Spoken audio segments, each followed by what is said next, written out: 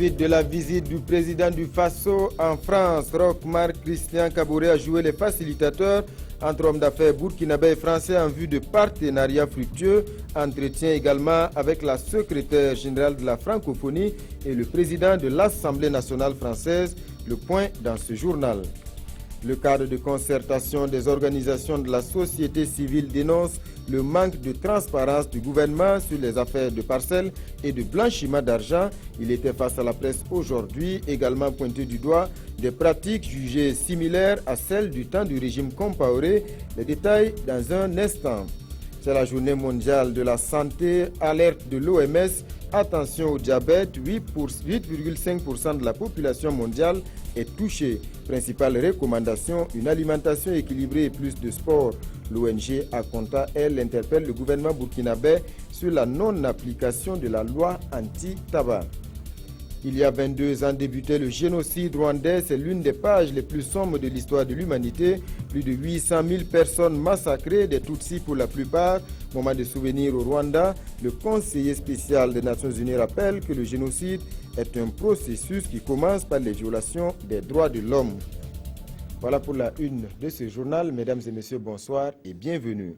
Suite de la visite du président du Faso en France, hier, Roch-Marc Christian Kaboré était au siège de l'Organisation internationale de la francophonie. Il s'est entretenu avec la secrétaire générale Michaël Jean. Le président du Faso s'est également rendu au Palais Bourbon pour des échanges avec le président de l'Assemblée nationale française. Compte rendu de nos envoyés spéciaux Alidou Badini et Jacques Lamissa Tarpaga.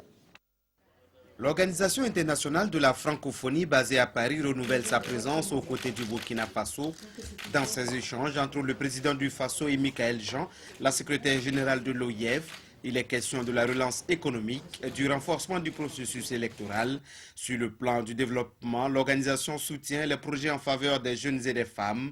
La secrétaire générale salue surtout la nouvelle dynamique lancée par le Burkina Faso. Je tiens encore une fois, Monsieur le Président, à vous dire combien dans cette maison, nous avons suivi avec, je dirais, le plus grand intérêt et la plus haute sensibilité ce que les Burkinabés ont souhaité accomplir, comment les Burkinabés ont su résister pour, je dirais, le respect de leurs institutions, le respect des droits et des libertés. Vous incarnez aujourd'hui ce que le Burkina Faso a voulu accomplir et nous vous en félicitons encore et nous sommes avec vous. Pour le président du Faso, c'était l'occasion de témoigner la reconnaissance du peuple burkinabé à l'Organisation internationale de la francophonie. Ça a été l'occasion pour nous de remercier la francophonie et la secrétaire générale pour tout l'appui et le soutien qu'il nous a apporté durant les événements, que ce soit durant la transition, que ce soit au moment, je dirais, de l'attentat du 15 janvier, nous avons senti la francophonie proche du Burkina Faso. Et c'est l'occasion pour nous de remercier Madame la secrétaire générale pour cette action-là. Je voudrais dire également que c'est une opportunité pour nous de décliner un peu toute notre vision au plan politique, économique et social. Et en tout cas, l'occasion nous a été de constater la disponibilité de la francophonie à nous accompagner dans tous ces secteurs-là. Donc pour nous, nous repartons tout à fait satisfaits. La délégation présidentielle s'est ensuite rendue à l'Assemblée nationale française. La nouvelle vision politique, économique et sociale a également été expliquée à Claude Bartolone, le président du Parlement. Burkinabés et Français ont aussi discuté du renforcement de leur coopération. L'un des grands moments de cette visite aura été sans doute la rencontre avec le patronat français, un face-à-face entre hommes d'affaires du Burkina et de la France en présence du président du Faso, l'occasion de nouer des partenariats en vue de relancer les investissements français au Burkina. Alidou Badini, Jacques Lamissa Tarpaga. C'est une véritable campagne de séduction menée par le président du Faso auprès des entreprises françaises. Ici, au siège du MEDEF, le mouvement des entreprises de France, Roch-Marc Christian Kaboré explique pourquoi faut-il investir au Burkina Faso À ses côtés, il y a des entrepreneurs nationaux. Le président a développé des sujets économiques tels que la révision des codes miniers, la formation, la sécurité, et qui sont des sujets qui intéressaient véritablement les groupes français. Et en guise de récompense, je pense que les entreprises françaises ont décidé de venir au Burkina entre le 11 et le 14 juillet prochain. Ce qui est très très intéressant pour nous, parce que jusque-là, il y a certaines personnes qui traînaient des pieds et je pense que cet entretien a été favorable et permettra aux entreprises burkinabées de nouer des relations avec celles-ci. C'est une opportunité pour nous, entreprises burkinabées, de pouvoir échanger à côté de notre chef d'État avec les entreprises françaises qui interviennent beaucoup au Burkina et qui nous permettent d'avoir un transfert de technologie pour pouvoir répondre efficacement aux besoins donc, de nos populations. Parmi les entreprises françaises présentes à cette rencontre, beaucoup sont déjà installées au Burkina Faso, comme Air France, KLM, Bureau Veritas, Colas ou encore Sogea Satom. Nous, Sogea Satom, on est presque depuis 80 ans au Burkina Faso, donc on est un partenaire du Burkina Faso et je suis très content de rencontrer aujourd'hui au MEDEF son Excellence Monsieur le Président de la République qui nous a exposé ses visions et qui nous conforte dans notre conviction qu'il faut encore accroître notre partenariat au Burkina Faso. Nous avons eu une allocution du président extrêmement intéressante sur les investissements que les entreprises françaises pourraient faire au Burkina Faso. Et nous, le groupe Marc, nous nous plaçons dans cette optique-là et vraiment dans cette ligne-là. Et pour faire en sorte que les entreprises françaises puissent investir au Burkina Faso et créer de l'emploi et créer des richesses au Burkina Faso. La partie burkinabé sort de ces échanges convaincue du renforcement des investissements existants, mais surtout de l'attraction de nouveaux investisseurs. Économie toujours, et on revient au Burkina. La mission du Fonds monétaire international a achevé son travail. Résultat, mention bien pour le Burkina dans la conduite des opérations. Seul bémol et pas des moindres, la masse salariale jugée trop grande, 50%, alors que selon les normes, elle ne devrait pas excéder 35%. La mission a eu aujourd'hui une séance de travail avec le Premier ministre des Précisions, avec Adama Guiti et Viviane Tiendrebego. Le Burkina Faso est depuis 3 ans sous programme avec le Fonds monétaire international. C'est un appui au gouvernement sur la facilité élargie de crédit. La mission qui séjourne depuis 2 semaines au pays des hommes intègres est satisfaite de l'exécution du programme. Un programme qui a traversé une insurrection populaire, un coup d'État, des attaques terroristes. On va aller au Conseil après 1 an de ne pas y être retourné, sans demander aucune dérogation par rapport aux engagements qui ont été pris par le pays. Donc c'est vraiment, c'est plus que satisfaisant, moi je dirais que c'est exemplaire comme performance. Avoir des satisfecit de la part du Fonds monétaire international dans le contexte que vous connaissez, c'est certainement un bon signe pour l'économie burkinabé.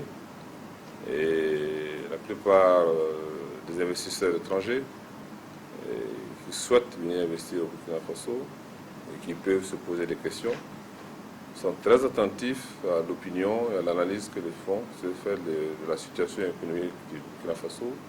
L'une des faiblesses que la mission du FMI a relevée, c'est la taille de la masse salariale qui est de près de 50%, alors que le maximum de ce ratio, masse salariale sur recette fiscale, selon les normes de l'UEMOA, n'a pas dépassé 35%. La mission prévoit présenter le dossier du Burkina Faso au conseil d'administration du FMI en juin. S'il est approuvé, le fonds débloquera 15 milliards de francs CFA pour le pays. Ces ressources additionnelles seront injectées dans des investissements pour l'éducation, les routes et l'énergie. Le ministre de l'Énergie, justement, qui apporte des précisions sur les actions entreprises par le gouvernement pour réduire le déficit de l'offre d'électricité. Chaque région aura au moins une centrale électrique, foi de Alpha Oumar Dissa. Et concernant l'allocation du groupe, pour parer au plus urgent et atténuer les délestages, l'ardoise est de 8 milliards de francs CFA et non 24 milliards comme annoncé. Elle sera supportée par la Banque mondiale. Mokhtar Ouedraogo et Amandine Lalsaga. La question de l'énergie est des plus préoccupantes au Burkina Faso. Au ministère de l'Énergie, des Mines et des Carrières, des mesures sont prises cette année pour pour résoudre les déficits énergétiques qui paralysent bon nombre de secteurs d'activité et par ricochet portent un coup sur l'économie nationale.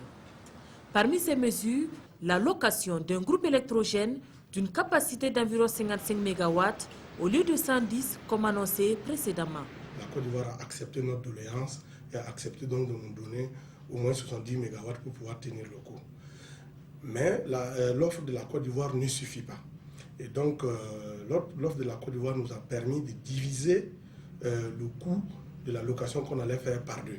Ce qui fait que l'un dans l'autre, totalement, le coût de l'opération est d'environ donc 7 milliards et quelques, ce qui est totalement supporté par la Banque mondiale. Pour venir à bout des délestages devenus récurrents, une agence nationale des énergies renouvelables et de l'efficacité énergétique sera mise en place pour une meilleure coordination des actions de gestion énergétique. Mieux, le gouvernement Thiéba compte mettre l'accent sur la construction des centrales solaires.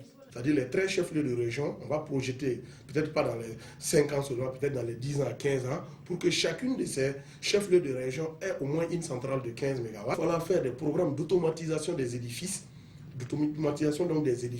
pour pouvoir diminuer la consommation d'énergie. Ça suppose, par exemple, si vous rentrez dans un bureau, on met un petit capteur optique. Si vous rentrez, les appareils se mettent en marche et si vous quittez le bureau, les appareils s'éteignent automatiquement.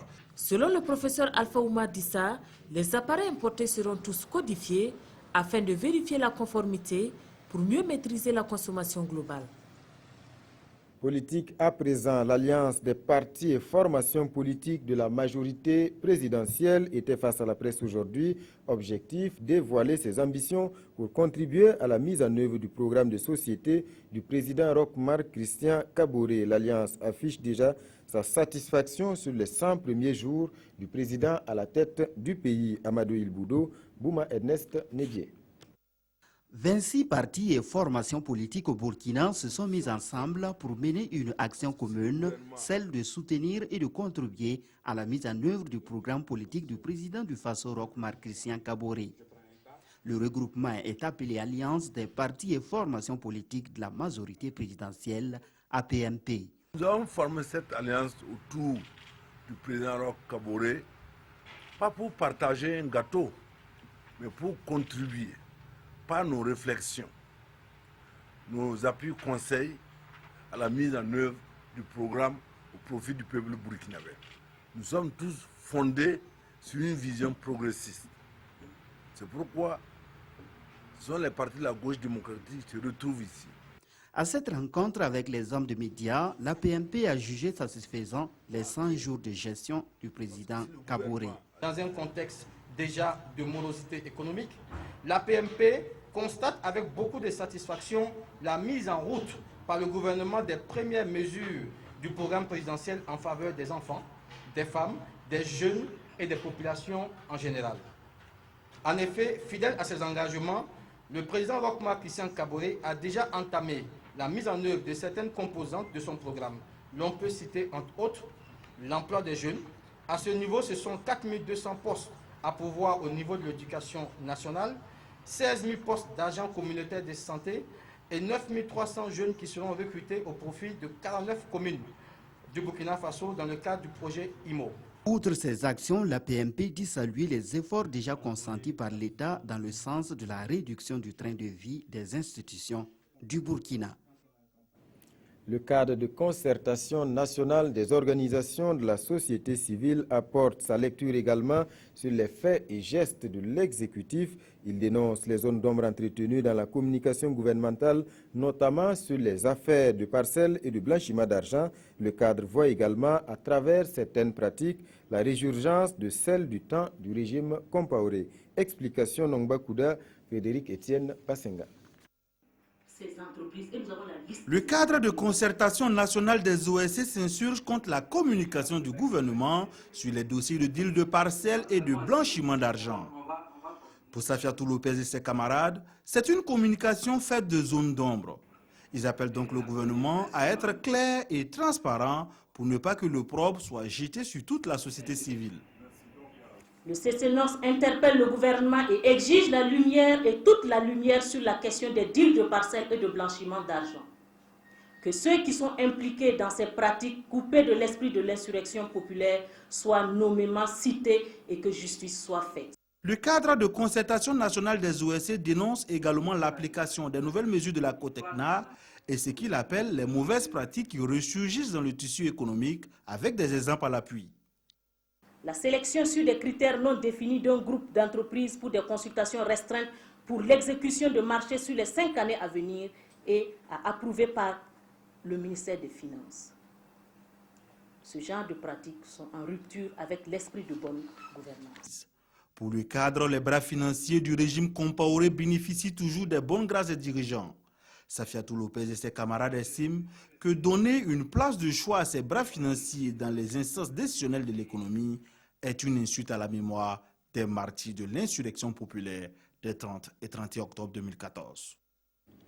Le mouvement Plus rien ne sera comme avant, lui, voit à travers ses affaires de parcelles et de blanchiment d'argent une volonté de salir l'image de l'ancien Premier ministre Yacouba Isaac Zida. Attention, s'exclame Idrissa Nogo, aucune preuve de sa culpabilité n'a été fournie. Adama Guiti, Estelle Judith Assogba. Une conférence de presse dominée par l'affaire Yacouba Isaac Zida.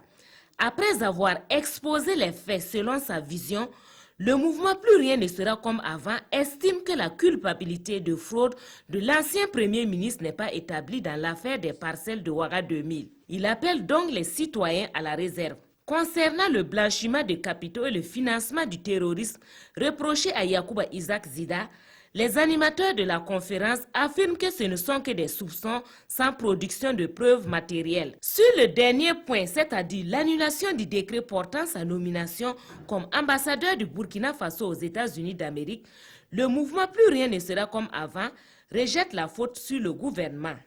Yacouba Isaac Zida est un citoyen ordinaire comme tout citoyen burkinabé. S'il y a des éléments de preuve irréfutables avérés contre lui, alors versons-les à la justice et arrêtons de vociférer comme s'il était déjà formellement inculpé. À la question de savoir pourquoi l'ancien Premier ministre soit toujours hors du pays après que son autorisation d'absence soit expirée, le conférencier laisse la réponse à la charge de l'intéressé.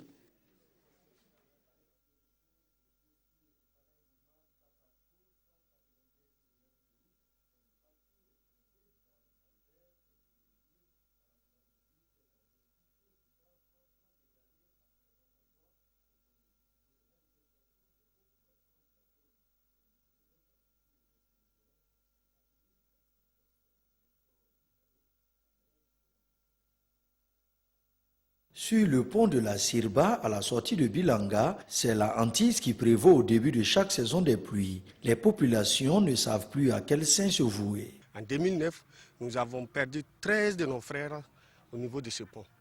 Le même jour, 13 par noyade. Donc franchement, on ne peut pas parler de ce pont sans verser des larmes. Et depuis lors, ce qui nous fait mal, c'est que le politique pose chaque fois le problème de ce pont pour se faire élire. Depuis au moins 4 ans, les travaux de réhabilitation du pont de la Sirba piétinent. Les explications sont nombreuses, mais une chose est sûre, l'infrastructure est dans un état de dégradation avancé. Ce que nous avons vu ce matin est désolant, vraiment désolant, parce que en voulant en fait trouver un remède à la situation de ce radier de la Sirba, on a d'une certaine manière aggravé la situation. Sur 21 ouvrages à réaliser de Kongai à Taparko, 4 sont toujours en cours avec un taux d'exécution de 70%. Nous avons rencontré beaucoup de difficultés, et notamment pour des ouvrages en saison pluvieuse. C'est la première difficulté, on a oublié de faire des suspensions. L'insuffisance technique du dossier de base. Donc ça nous a amené à faire des études complémentaires où les laboratoires devaient intervenir pour faire des études de fondation complémentaires, ce qui a pris du temps. Et ensuite, les recommandations qui sont sorties de ces études ont amené des incidences sur les quantités de matériaux à mettre en œuvre. Au terme de cette journée de visite, 2 enseignements peuvent être tirés. La première chose qu'on peut retenir, ce sont des ouvrages indispensables à la praticabilité de cette route. La seconde chose, c'est que tout le monde a suivi les manifestations de ras-le-bol des populations La préoccupation principale, c'est le bitumage de la route nationale numéro 18. Et nous avons rassuré la société civile, les populations, et nous redisons encore qu'il existe un projet de bitumage de la route nationale numéro 18. Longue de 195 km, la nationale 18 dessert les régions de l'Est et du Sahel. Selon les populations, son bitumage devrait booster de façon significative l'économie locale. Je vous le disais en titre, aujourd'hui, c'est la journée mondiale de la santé. L'occasion pour l'Organisation mondiale de la santé de sonner l'alerte sur le diabète. À travers le monde, le nombre de personnes qui souffrent de ce mal a été multiplié par 4 ces 35 dernières années. 8,5% de la population mondiale est touchée. Une alimentation saine et plus de sport, ce sont les recommandations de l'OMS. Un rapport de l'OMS indique que le nombre des diabétiques a été multiplié par 4 ces 35 dernières années. Au total, 8,5% de la population mondiale est touchée par cette maladie. Et pour se protéger, l'Organisation mondiale de la santé recommande de prendre soin de son alimentation et de faire plus de sport. Les diabétiques risquent plus que les autres les complications, explique ce médecin. Attaques cardiaques, AVC, déficience visuelle, amputation et décès prématurés. Ce ne devrait pas être le cas. Une alimentation plus équilibrée et plus de sport pourrait prévenir la plupart des cas de diabète. L'insuline est le traitement principal du diabète. Mais l'hormone n'est pas partout d'accès facile et en particulier en Asie où réside la moitié des diabétiques dans le monde. En 2012, selon l'Organisation mondiale de la santé, le diabète a tué 3 700 000 personnes. Lui aussi est à l'origine de millions de décès chaque année dans le monde. 2000 rien qu'au Burkina, selon les statistiques. Il s'agit du tabagisme. En cette journée mondiale de la santé, l'ONG Afrique contre le tabac interpelle le gouvernement sur le non-respect de la loi anti-tabac au Burkina. Fumer en public, c'est un geste qui normalement devrait vous valoir des sanctions. Akonta demande que la loi soit appliquée dans toute sa rigueur. Gérard Sommet, Wendata Nathalie Kaouré. Selon les termes de la loi anti-tabac et de ses décrets d'application, les industries du tabac avaient jusqu'à ce 7 avril 2016 pour apposer des images dissuasives comme celle-ci sur les emballages de cigarettes. Et c'est avec regret que les associations de lutte contre le tabac constatent que rien n'est fait. Les compagnies de tabac continuent de vendre leurs produits dans les anciens emballages, en agissant comme si elles se moquaient éperdument de la législation burkinabé. C'est une situation inacceptable et inadmissible. Pour l'ONG Akonta et ses partenaires, les industries du tabac défient les décideurs politiques burkinabés, d'où cette interpellation à l'endroit du chef de l'État. Le président du Faso a récemment promis de mieux protéger la population par le durcissement de la réglementation sur la production, la commercialisation et la consommation des produits dangereux pour la santé, comme l'alcool, la drogue, le tabac. La situation actuelle offre une opportunité d'illustrer cette promesse de façon exemplaire en sévissant durement contre ceux qui violent la loi et mettent la santé publique en péril. L'ONG Akonta appelle le procureur du Faso à ouvrir une enquête contre les compagnies de tabac contrevenantes et leurs responsables et de leur infliger les peines et amendes prévues à l'article 40 de la loi anti-tabac. Cette loi prévoit un emprisonnement d'1 à 6 mois et une amende d'1 à 5 millions de francs CFA. Autre préoccupation de santé publique, les grossesses non désirées. Leur ampleur inquiète particulièrement en milieu scolaire. L'ONG Médecins du Monde milite pour la mise en place d'un observatoire des grossesses non désirées et des avortements clandestins dans les établissements. Issa Kafando, Claudine Dimabio, Bikaba. Les déperditions scolaires, les abandons, les retards scolaires sont autant de conséquences liées aux grossesses non désirées. C'est au vu de cette réalité que les OSC, acteurs étatiques et médecins du monde, sont réunis ici pour réfléchir sur ce phénomène qui prend de l'ampleur au Burkina. Vous savez, donc, dans toute action, si les données ne sont pas fiables, il est difficile d'agir efficacement. C'est pourquoi donc l'atelier est le bienvenu parce qu'il nous permettra donc d'avoir une base de données solide. À cet atelier de 2 jours, les participants sont appelés à la mise en place d'un observatoire.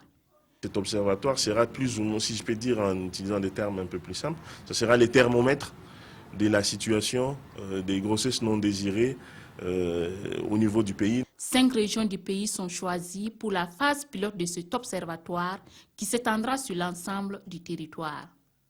Il sera un outil qui permettra de réunir les informations pour orienter les actions futures pour venir à bout du phénomène.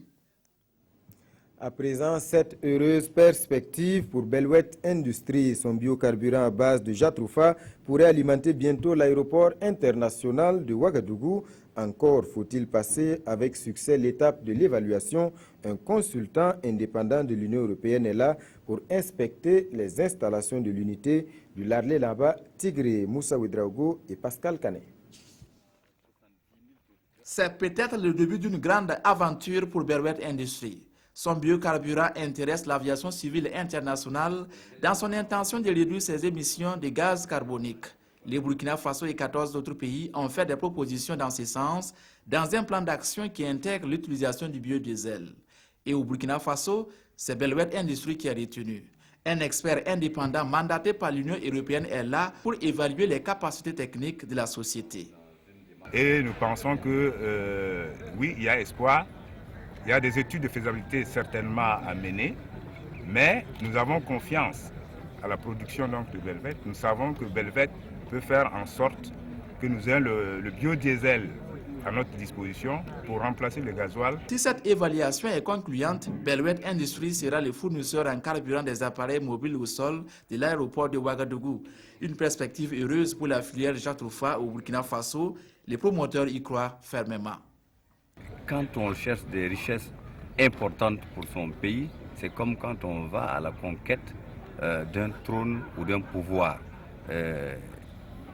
Vous pouvez gagner, vous pouvez réussir, comme vous pouvez échouer. Et j'ai eu foi depuis 2008 que nous pouvons réussir. Et voilà que nous sommes sur la voie de la réussite. Déjà, l'aéroport civil a inscrit ça dans son plan d'action. Et c'est quand même des grands intellectuels qui savent que vraiment ils n'ont pas intérêt à écorcher leur crédibilité sur de faux ou de l'à peu près. À cette occasion, les consultants et son équipe ont eu des explications sur le fonctionnement de l'usine, de la matière première jusqu'au produit fini. Et puis, je vous le disais en titre, hors de chez nous, il y a 22 ans, en 1994, débutait le génocide rwandais. C'est l'une des pages les plus sombres de l'histoire de l'humanité. Plus de 800 000 personnes massacrées, des Tutsis pour la plupart. Moment de souvenir au Rwanda, le conseiller spécial du secrétaire général des Nations Unies rappelle que le génocide est un processus qui commence toujours par les violations des droits de l'homme.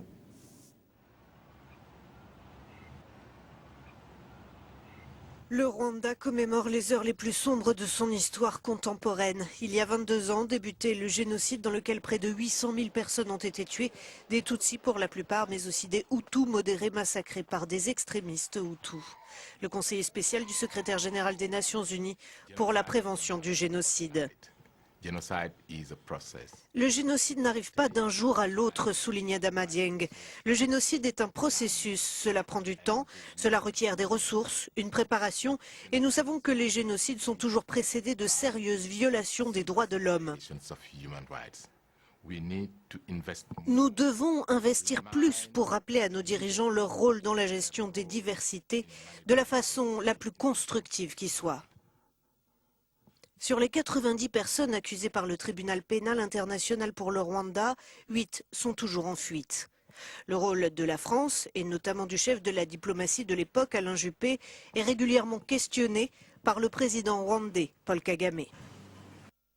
Le retour au coton conventionnel et les mouvements d'humeur des élèves des écoles techniques et de l'Institut des sciences et techniques de l'information et de la communication. Deux sujets d'intérêt pour les quotidiens aujourd'hui. La revue de presse nous est proposée par Tobo Méveline Dabiré. Manifestation de colère des élèves des enseignements techniques informe le quotidien. Ce journal rapporte les propos du secrétaire général des élèves qui explique que la grève fait suite à une marche du 23 février 2016 pour dénoncer le manque de matériel, la continuité de certaines filières de formation des matières d'œuvre. Puis, le secrétaire général interroge: comment imaginez-vous la formation d'un technicien sans matériel technique? Une autre manifestation de mécontentement, le sitting dans la matinée du mercredi 6 avril des élèves de l'Institut des sciences et techniques de l'information et de la communication ISTIC de Ouagadougou, informe Sidoaya. Les élèves ont vidé les salles de classe pour exiger de meilleures conditions d'études, poursuit ce journal.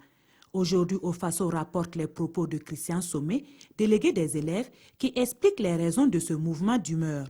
Les tables sont démontées, il n'y a pas d'air dans les salles par manque de climatisation et le mauvais état des ventilateurs. À ce niveau, précise Sidoaya, la voie du dialogue a été privilégiée par la directrice Aïcha Tamboura, qui a invité les étudiants à reprendre les cours avant la rencontre entre l'administration et les étudiants, poursuit ce journal. Un autre sujet d'intérêt pour les quotidiens, c'est la tournée du directeur général de la Sofitex dans les zones cotonnières du Burkina. L'observateur Palga écrit que la grande information qu'il a livrée à l'assistance, c'est le retour à 100% au coton conventionnel. Un retour que l'Express du Faso explique par une perte financière subie par la Sofitex et non compensée par la firme Monsanto, puis le partenariat avec cette firme qui n'a toujours pas été élucidé pour cette campagne. Voilà, mesdames et messieurs, c'est la fin de ce journal. Merci pour votre attention. Bonne suite de programmes sur la télévision du Burkina.